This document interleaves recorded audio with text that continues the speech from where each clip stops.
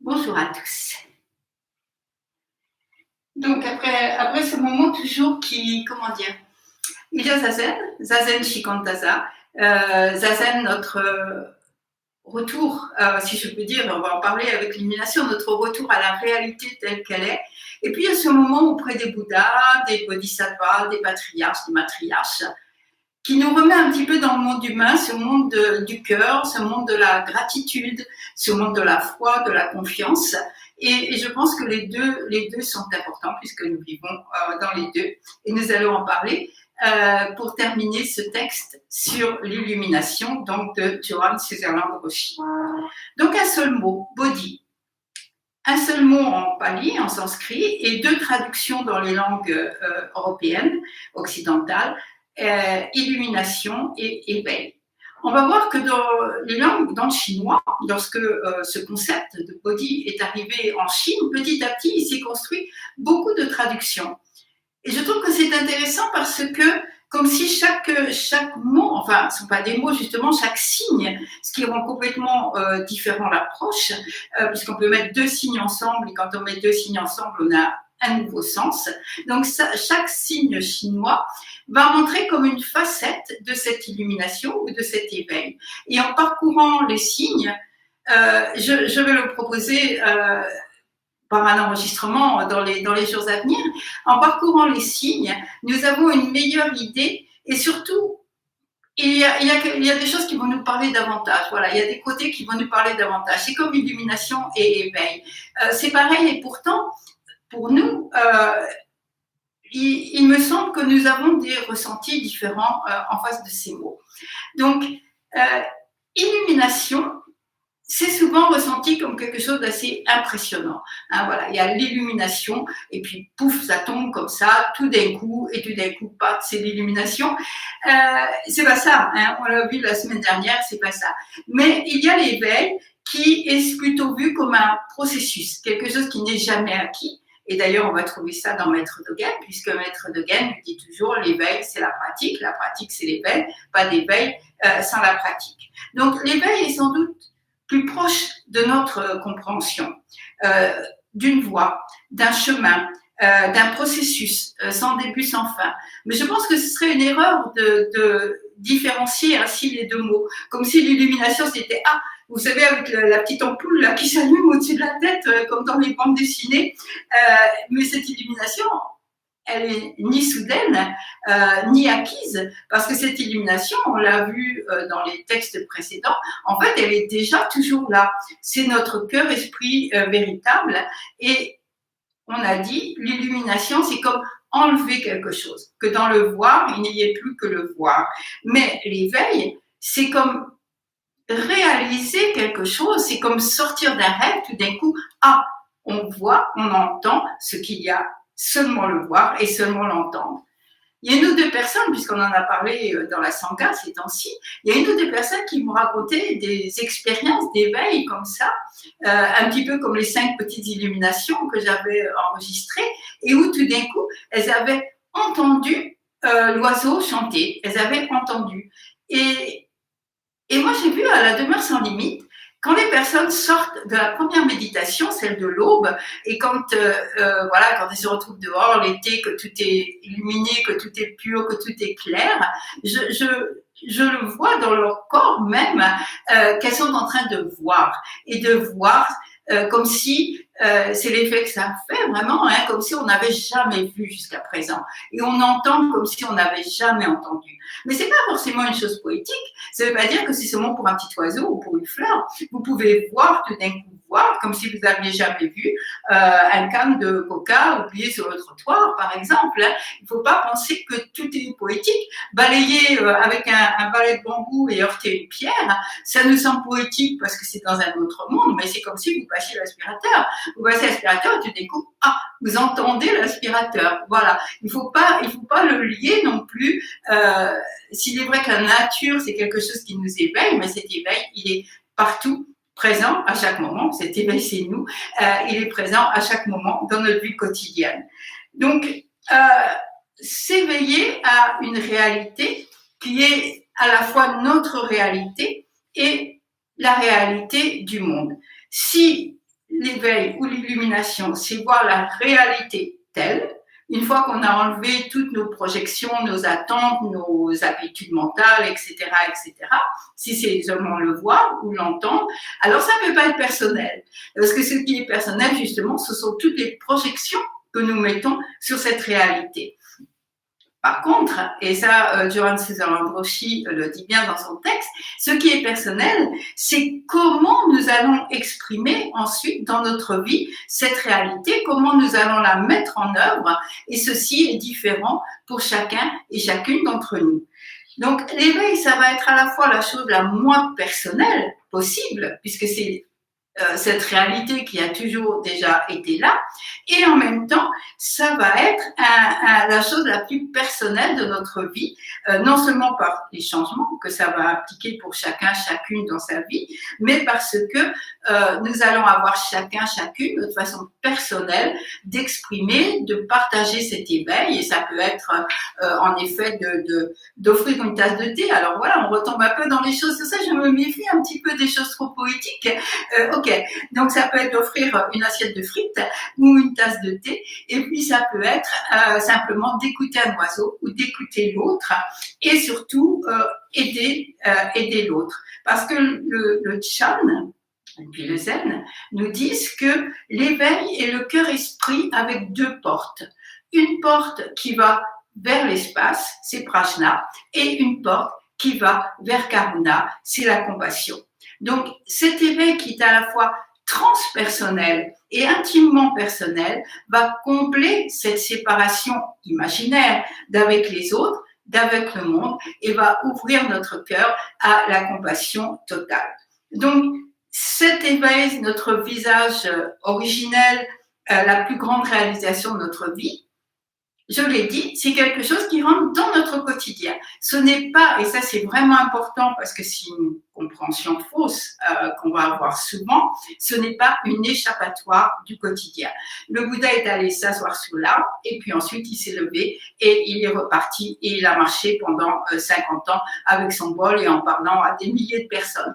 Ce n'est pas une échappatoire, ce n'est pas un grand moment de poésie. Oui, c'est agréable, moi-même, vous savez, j'aime beaucoup la poésie, mais ce n'est pas un grand moment de poésie, ce n'est pas une échappatoire, c'est être au contraire complètement, entièrement dans sa vie, parce qu'on est complètement et entièrement dans la réalité.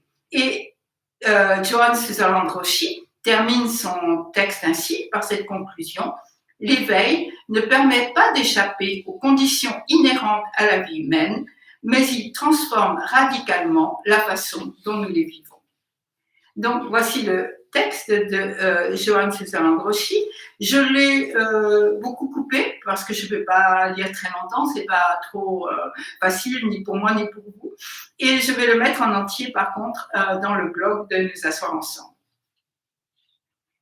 Contrairement à l'illumination, l'éveil est davantage ressenti comme un processus en devenir, ce qui pourrait expliquer pourquoi, au fil du temps, les moyens d'y faire référence se sont différenciés et multipliés. La libération, voir sa propre nature, être purifié et perfectionné, atteindre la grande voie, ouvrir l'œil de la sagesse, devenir intime, etc., pour n'en nommer que quelques-uns. Il y a ce sentiment de marcher sur un chemin d'éveil de notre premier à notre dernier souffle, et probablement même avant et après cela aussi. Il y a des étapes, des bonds en avant et des faux pas dévastateurs.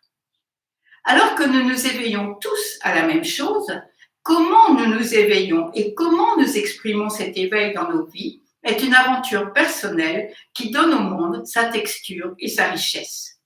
Cela ne veut pas dire que l'illumination et l'éveil soient deux choses différentes, ce sont juste deux manières différentes de regarder la même chose.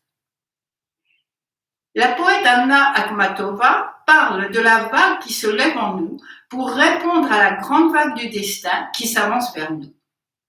Peut-être que l'illumination est ce qui vient vers nous, une grâce inimaginable auparavant, tandis que l'éveil est ce qui naît en nous pour se préparer et répondre à la grâce. Dans ce moment de rencontre, nous savons que les deux vagues surgissent du même océan. L'illumination est transpersonnelle.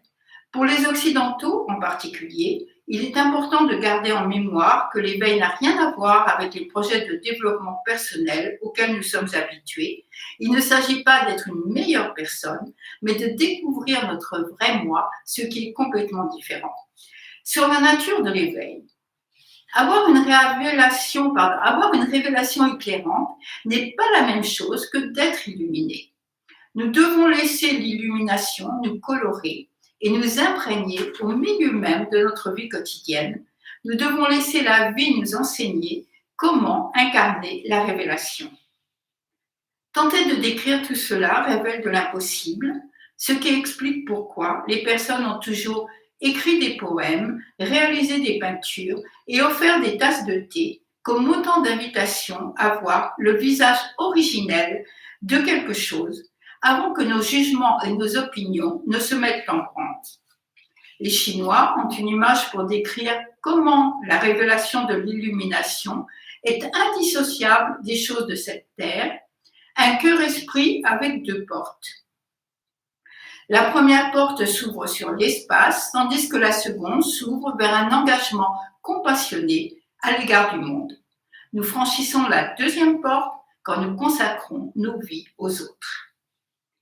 L'arc de l'éveil qui conduit vers ce genre de vie est constitué d'un chemin, de l'illumination et de la façon de l'incarner. Cela a été appelé notre visage originel, ce à quoi nous ressemblons lorsque nous revenons à l'instant d'avant, avant que le monde de nos pensées et de nos sentiments ne surgisse. Nous prenons conscience que l'univers nous a toujours vus dans notre forme la plus pure et maintenant nous sommes conscients de ce qu'elle est. L'éveil ne permet pas d'échapper aux conditions inhérentes à la vie humaine, mais il transforme radicalement la façon dont nous les vivons. Alors, j'aime beaucoup ce texte de Johannes Sutherland Roshi, c'est pourquoi je l'ai présenté. Je l'ai beaucoup travaillé là, ces dernières semaines pour le présenter.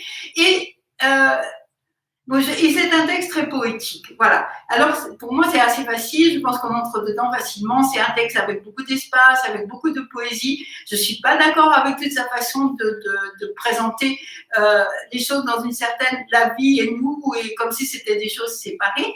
Mais comme elle le dit, ce sont les deux vagues d'un même océan. Et ça, c'est une phrase qu'il ne faut pas oublier. Et pour continuer sur cette illumination et éveil, j'ai choisi deux axes de réflexion. Donc le premier, j'en ai parlé brièvement, c'est de regarder toutes les transcriptions en kanji, en signes chinois, qui ont été faites lorsque cette idée de Bodhi est arrivée en Chine.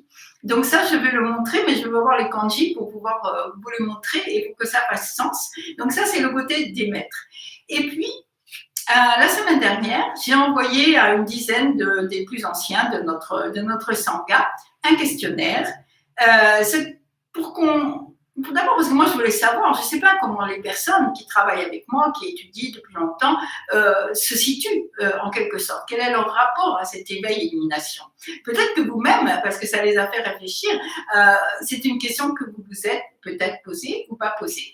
Donc voici le questionnaire que j'ai envoyé et je vais le mettre à la fin du texte de Johannes Sutherland de ma part, mais je vais le mettre aussi pour que vous puissiez y réfléchir. Est-ce que pour vous, l'illumination est possible, probable, souhaitable ou impossible, improbable et pas souhaitable, et pourquoi? Quand avez-vous commencé à penser à l'éveil au début de votre pratique? Récemment, jamais. Est-ce que l'éveil ou l'illumination changerait votre vie et comment? Voyez-vous une différence entre éveil et illumination? Et la dernière question plus sociologique, si je peux dire, comment diriez-vous que l'on considère l'éveil dans les sanghas bouddhistes d'une part, mais aussi dans les magazines, émissions, etc., tout ce qui parle du bouddhisme en Occident au XXIe siècle et pourquoi? Quand j'aurai, parce que là j'ai eu quelques réponses et maintenant je vais demander à d'autres personnes, et quand j'aurai un certain nombre de réponses, je voudrais en faire la synthèse et puis présenter le côté des maîtres, donc la compréhension des maîtres, la traduction en signes chinois, et puis la réflexion des étudiants actuels en Occident au XXIe siècle et regarder comment ça marche ensemble. Ça me semble être quelque chose qui peut nous aider à approfondir notre propre réflexion.